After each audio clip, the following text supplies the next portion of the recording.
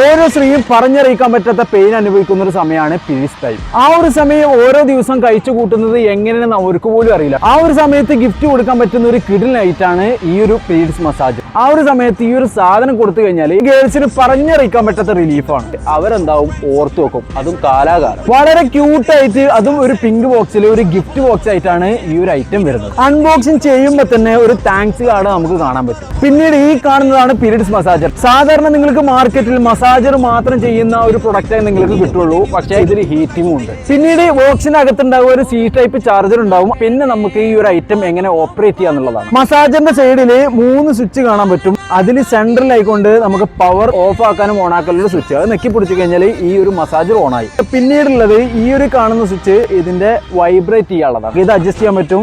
M1, M2, M3, M4 എന്നൊക്കെ പറഞ്ഞിട്ട് ഓരോ നമുക്ക് എത്രത്തോളം വൈബ്രേറ്റ് വേണം അതിനനുസരിച്ച് നമുക്ക് വൈബ്രേറ്റ് ചെയ്ത് കൊടുക്കാൻ പറ്റും, അതിൽ അഡ്ജസ്റ്റ് ചെയ്യാൻ പറ്റും. ഓക്കെ, ഈ ഒരു കീ പോലത്തെ ഒരു സ്വിച്ച് കാണാം.